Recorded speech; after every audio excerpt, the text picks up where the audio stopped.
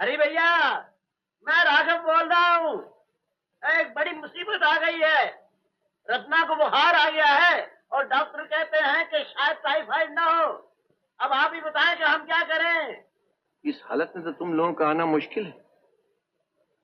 कि शादी 2 महीने के लिए टाल दूं?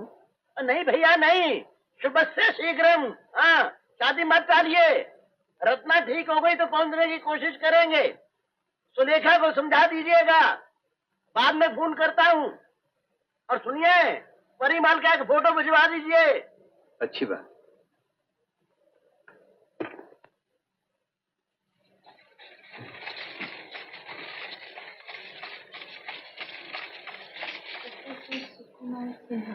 तुम्हारे जीजाजी हैं? ओहो, तुम्हारे सर से जीजा जी का भूत कभी नहीं उतरेगा। जीजाजी भूत नहीं है। भूत से कम ही। देखो, ये मेरे छोटे भाई जैसा है, हमारे कॉलेज में प्रोफेसर है अंग्रेजी का। कुमार, ओ कुमार। कौन? परिमल भैया। एक मिनट। सेंस ऑफ ह्यूमर का तो जवाब नहीं। हाँ हाँ, आइए भैया, आइए। अब से घंटी बजा रहा हूँ, सो रहे थे? माफ करना भैया, घंटी खराब हो गई, बजती नहीं। लेकिन अपनी घंटी तो बज गई। क्या मतलब? शादी तय हो गई। अरे किनसे? मिलवाता हूँ। आप हैं सुलेखा चतुर्वेदी और आप हैं सुकुमार उर्फ कुमार। यही मुझसे शादी करें। ओह, कंग्रेचुलेशन। तो आप किससे शादी कर रहे हैं? मैं इन्हीं से। ओहो, ऐसा कहिए ना कि आप दोनों आपस में एक दूसरे से शादी कर रहे हैं। आइए। भाभी तो कह सकता हूँ ना आपको मैं। हाँ, कह लो, इस बार पक्की है। इस बार? क्या मतलब इस बार? मतलब ये कि पहले भी बहुत सी लड़की मेरे पीछे पड़ी रहती थी, मगर मैं... क्या आप कहना चाहते मैं आपके पीछे पड़ गई? मैंने ऐसा कब कहा भाई? मैं तो ये कह रहा हूँ कि इस बार मैं किसी लड़की के पीछे पड़ गया। आइए। भाभी, आप पहली दफे घर आई हैं, कहिए मैं आपकी क्या करूं? नहीं, देर हो जाएगी। जीजा जी का कुमार, जाने दो यार, इनके जिज्जा जी का टेलीफोन आने वाला है। अरे रिश्तेदारों के टेलीफोन तो अब आया ही करेंगे भैया, लेकिन मैं नहीं छोड़ने वाला। भाभी देखिए, आप पहली दफे हमारे घर आई हैं, अब की... अच्छा, तो एक काम करिए, तानपुरा से कैसे हाजिर है, जल्दी से गाना सुनाइए। हाँ कुमार, पहले तुम गाओ फिर सुलेखा गाएंगे। बहुत अच्छा गाए। अच्छा, तो भाभी पहले आप शुरू कर दीजिए। नहीं, पहले आप। नहीं, पहले आप। नहीं, पहले आप। नहीं, पहले आप। पहले आप। पहले आप। पहले आप में गाड़ी निकल जाएगी। तो एक काम कीजिए भैया, आप ही शुरू हो जाइए ना। और ठीक है, हम गाते हैं। आप गाते भी हैं? खास फूस का डॉक्टर और गाना। देखा कुमार, होने वाले पति पे कितना भरोसा है, कितनी रिस्पेक्ट है। भैया अभी सबूत दे देते हैं। अरे भाभी, आपको क्या मालूम, कॉलेज फंक्शन में हम दोनों ने एक साथ गाना गाया था और फर्स्ट प्राइज जीते थे, है ना भैया? 1 मिनट। 2 मिनट। तुमने बताया क्यों नहीं तुम गाते हो? सुलेखा, पति के गुण धीरे धीरे पता चलना चाहिए, उससे प्यार धीरे धीरे बढ़ता है। अच्छा ये बताओ, ये मेरा दोस्त कैसा लगा? बहुत अच्छा। वो शादीशुदा है कुमारी? ए मेम साहब, क्या कह रही हैं आप? कहीं अपना पत्ता काटने का इरादा तो नहीं? छी, उन्होंने मुझे भाभी कहकर पुकारा और तुम... वो रूपा है ना, शिमले में पढ़ती है, जीजा जी की बड़ी लड़की। नहीं, हरगिज नहीं। क्यों? पहली बात तो ये कि वो तुम्हारे जीजा जी की लड़की है, और दूसरी बात ये कि मेरा एक दोस्त है प्रशांत, बंबई में रहता है। कुछ दिन पहले यहाँ आया था, कुमार का बहुत अच्छा दोस्त हो गया।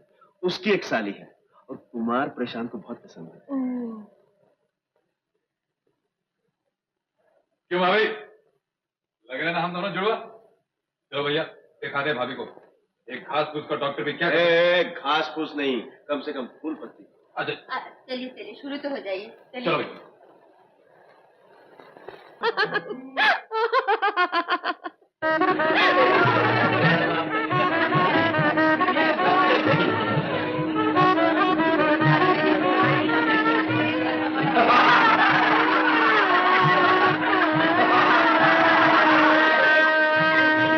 नमस्ते प्रोफेसर त्रिपाठी, कांग्रेचुलेशन।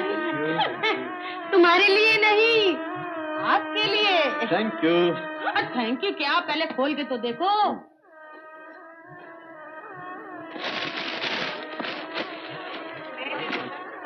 अरे अरे बाप रे, इतना कीमती तोहफा। चौकीदार देखो, टिप नहीं मानना। टिप तो मिल गया।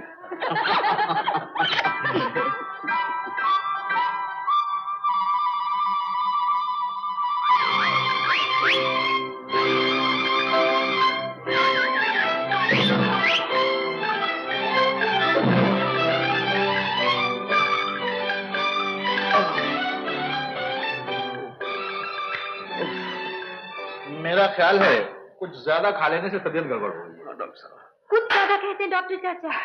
20 दिन में हमने 30 लंच और 30 डिनर खाए हैं, उसके ऊपर 25 ब्रेकफास्ट और 15 चाय पार्टी। क्यों भाई, क्या डर था कि फिर खाना नहीं मिलेगा? ये बात नहीं डॉक्टर साहब, दोस्तों को डर था कि फिर शायद शादी ना हो, इस बार जितना जी भर के खिलाओ अच्छा है। मुश्किल क्या है डॉक्टर चाचा, इनके दोस्तों का सारा प्यार पेट में भरा हुआ है, दिल में नहीं। तो यूं करो अब कि 2 वक्त खाना मत खाओ, सिर्फ ये गोलियां खा लेना। नहीं डॉक्टर साहब, मैं फट जाऊंगा। अब तो मैं बंदूक की गोली खा सकता हूँ, इनके लिए गुंजाइश नहीं। तो फिर ऐसा करो, खाना मत, निगल लेना पानी से। निकल लूं। मैं चलता हूँ। तुम बैठो बेटा।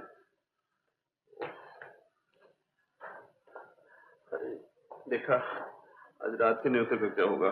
वो तो मेरे बचपन का दोस्त है पतंबर, नहीं जाऊंगा तो बेचारा दुखी हो जाएगा। आपके दोस्तों को इतनी अकल नहीं है। 20 दिन हुए हमारे शादी को और एक दिन भी अकेला नहीं छोड़ते। क्या हुआ बस आज के दिन? बिल्कुल नहीं, मैं आपके सर की कसम खाती हूँ, कम से कम 1 महीना तक आपके साथ किसी भी पार्टी पर नहीं जाऊँ। एक काम करो, देखो आज डिनर खा लो, कल कसम खा लेना। मैं हरगिज हरगिज हरगिज नहीं जाऊँ।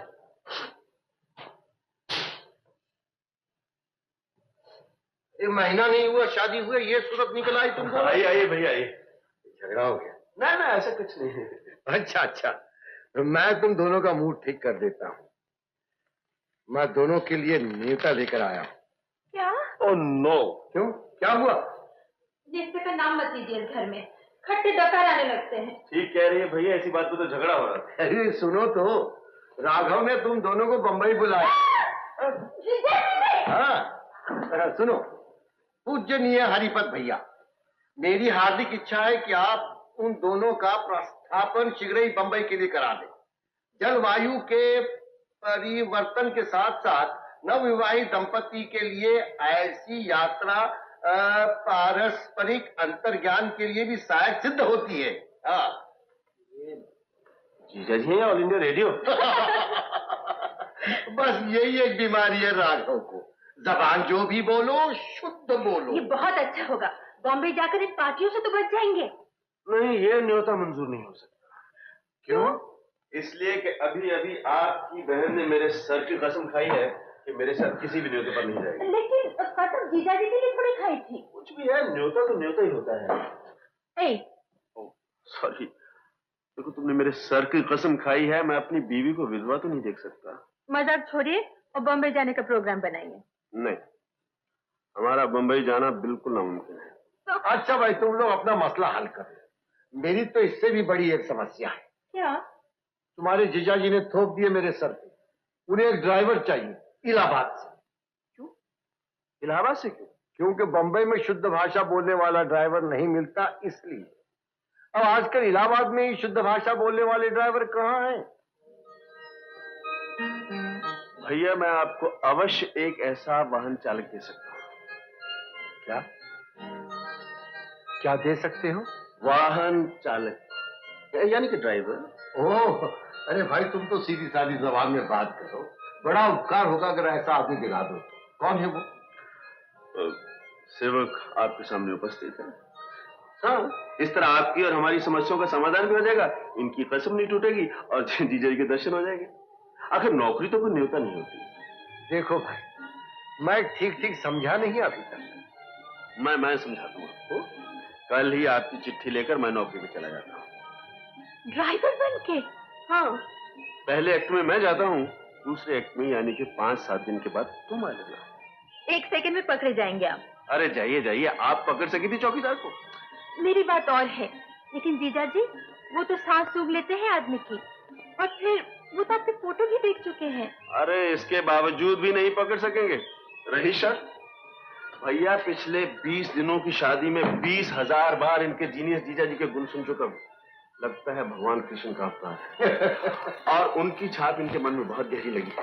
कम से कम मुझे एक मौका तो दीजिए, मैं अपनी पत्नी की नजर में स्थान बना सकूं। मैं ये बात साबित कर देना चाहता हूं कि मैं इनके जीजा जी से किसी बात में कम नहीं। पकड़े जाओगे बच्चों, पकड़े जाओगे। रास्ता स्थान भी चला जाएगा और भी फिसल जाओगे पत्नी की नजरों में। कम से कम एक चांस दीजिए मुझे। एक तो जबरदस्त सिफारिशी खत दे दीजिए मुझे, और दूसरे एक ट्रंकल कर दीजिए जिनेश जी को, मेरा मतलब है इनके जीजा जी को। उनसे कह दीजिए एक खानदानी ड्राइवर पेश खिदमत है, बस जल्दी पहुंचा है। और सुलेखा भी 2-4 दिन में पहुंच जाएगी। और उसका पति बुद्धू राम परिमल घास पत्तों का डॉक्टर पटना गया है, बाद में आएगा। चलिए उठिए भैया, ट्रंकल कर दीजिए और शाम को मैं चिट्ठी ले लूंगा। आइडिया बुरा नहीं है, फिर भी एक बार सोच लो। हाँ ये अच्छा सुलेखा,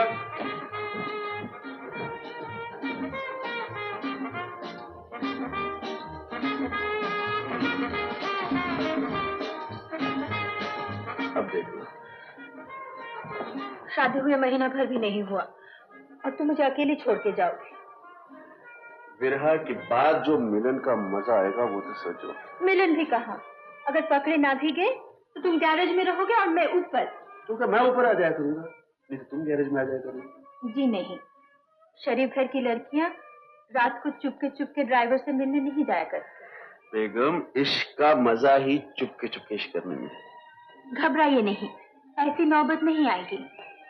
पर निकालने से पहले पकड़े जाएंगे। अभी तो सिर्फ सुना है, जब देखेंगे जीजा जी को तब समझेंगे। उफ, फिर वही जीजा जी।